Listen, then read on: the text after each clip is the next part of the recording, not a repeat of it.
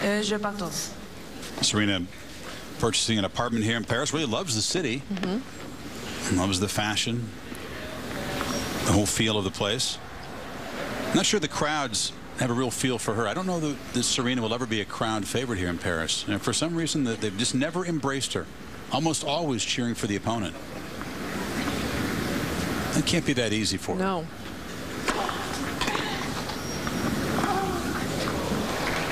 C'est au 15.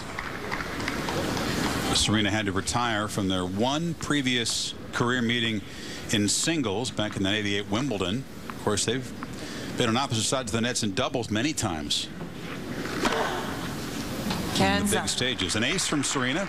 The crowd became a factor in her opening match, and Pam made that point that you just made, Chris, about how it's been tough through the years here, and it all, we think, started when she played Justine Henin, when it wasn't actually her fault that Justine Henin put her hand up, and just a lot of things, controversial things happened, but they always got more on Serena than not.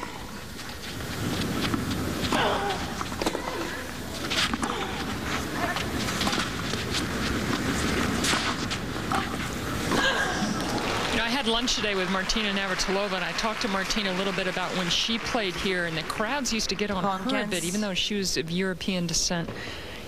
I'm not quite sure what it is, but it may be sort of when you're physically the most imposing female figure out there, they don't like you here.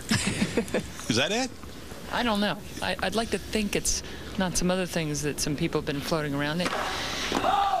I don't know what it is, because Serena and Venus, all they do is compete well, but I feel like the French crowds today, Safarova was definitely the crowd favorite against Venus, and I don't like it.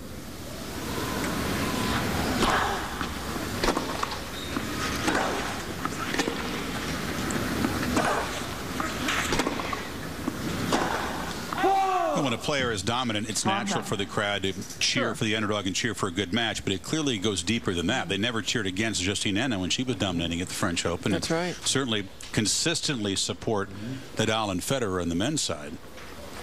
So they have no problem cheering for favorites here. That's right. But the best remedy for that is take the crowd out of it early. You get, you know, a good lead on your opponents. Yeah, Serena gave the crowd plenty the other day with the drama of losing the handful of match points in the second, needing a handful more, up to number 9 in the third.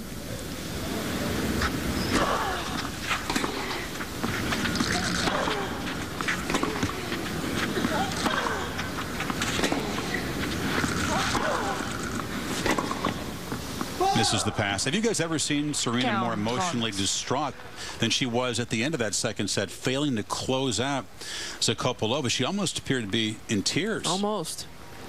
She was so frustrated. She was so close to finishing that match. Couldn't do it, and she got really, really down on herself. It's just unusual to see that kind of emotional vulnerability on her side of the net.